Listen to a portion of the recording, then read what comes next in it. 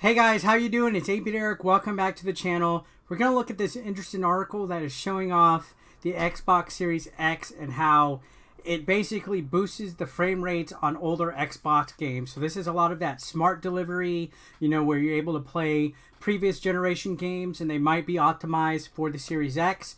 This was a video that the company showed off showing some Fallout 4 gameplay, and I thought it was actually really neat to look at. I'm excited for the Xbox Series X. Straight up.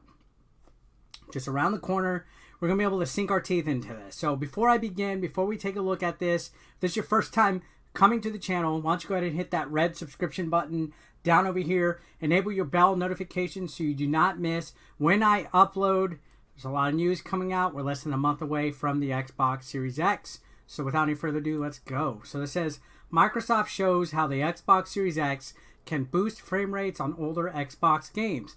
The company showed a video of Xbox Series S console doubling the frame rates on Fallout 4 to 60 frames per second for buttery smooth gameplay. So this is with an S. They did an S and they're showing the example. So we're going to see Fallout 4, which is probably one of my most favorite games of all time, honestly. Spent so much time playing it. So it says Microsoft is showing off how the upcoming Series X and Series S will be able to render your old Xbox titles with richer colors and higher frame rates. On Tuesday, the company published a post about how the next generation console can double the frame rates on older Xbox games that were previously capped at 30 frames per second.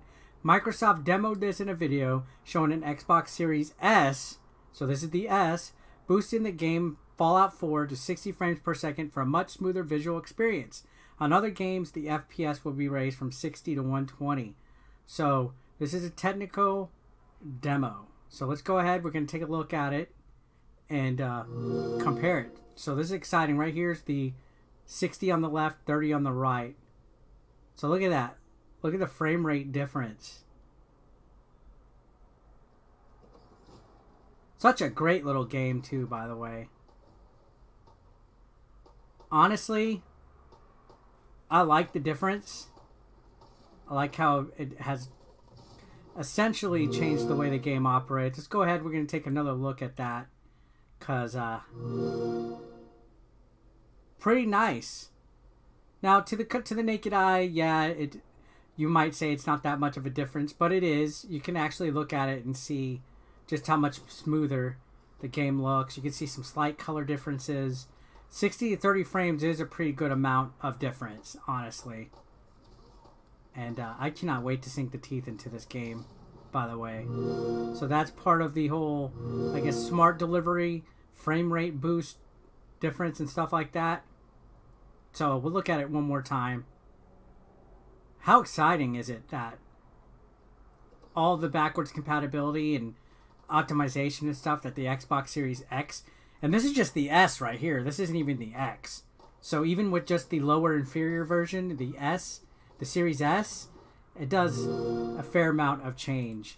So it says, unfortunately, the frame rate boost will only be available for select titles, according to Microsoft, which hasn't named the games yet. So select titles. That means, I guess, not every developer is opting in to do the optimization thing like that. Now, this continues to say the Xbox Series X can also upscale a variety of older Xbox titles to a 4K resolution. The less powerful but more affordable Xbox Series S, on the other hand, can raise the game's resolution to 1440p. So the Xbox Series X could scale up to 4K, which is going to be neat to look at. I wish we had an example with Fallout 4. And then here's a couple of screenshots between the 1S and the Series S. I will leave a link in the description down below so you can look for it for yourself.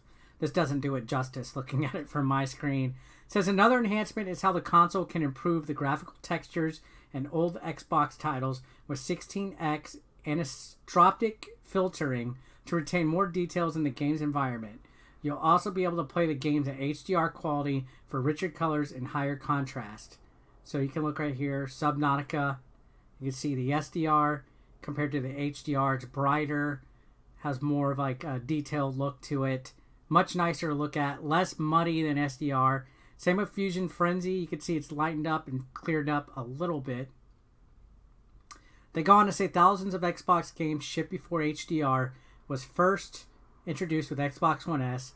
and even for some Xbox One games. Microsoft's compatibility program lead, Peggy Lowe, wrote in the post. So to fill in the gap, the Xbox Series X and Series S will come with a new Auto HDR feature to automatically add the higher color contrast to the old Xbox games. Auto HDR is implemented by the system, so developers don't have to do any work to take advantage of this feature. So that's good. It doesn't take extra development resources and things like that.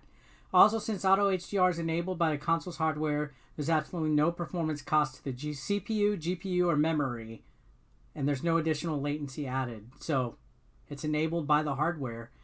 The next-gen console is able to enhance old games thanks to more powerful hardware on board, which includes the NVMe SSD for faster loading times. When it arrives on November 10th, the system will be capable of playing thousands of games from all three previous generations, including Xbox One, Xbox 360, and original Xbox. Now, this does say that they haven't provided a list, but I did make a video with 30 games that were listed that were, I guess, optimized on day one. But as far as backwards compatibility, there hasn't been a full list reveal yet. Now, this goes on to say that Sony revealed that every PS4 games except for 10 titles will be playable, but Microsoft is saying all One X games will be, at the very least, able to run over, and then, of course, 360 and original and stuff like that. Now, according to Lowe, it says playing your Xbox games will also be easy. Simply insert your favorite backwards compatible Xbox One, 360, or original Xbox disc into the X, install a game, and you'll be ready to play. Your digital games also appear on the console when you sign into your account. For games you installed on an external drive, you can simply connect it to the Xbox Series X or S. With cloud saves, you'll jump right back into where you left off. So, a lot of information here to dissect and talk about. I, for one, first and foremost, am excited about the thought of playing my older Xbox titles all on one title, on one machine, connecting the Series X, being able to hook it up and enjoy all these games at better resolutions, better frame rates, and optimization. It's looking like it's going to be a good time with the Series X and even the Series S. These screenshots of Fallout 4, the video shown and everything like that are quite interesting. I am definitely getting hyped up for this. I don't know about you guys.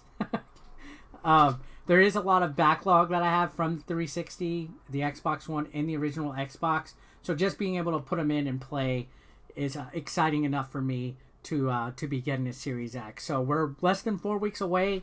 It's going to be an exciting time. Very exciting memory for fans. I mean, we're coming into a historic part where gaming consoles are going to have so much accessibility and so many different features that we can only dream of. I mean, the loading times alone, the optimization, the way they process, how great the consoles just look themselves.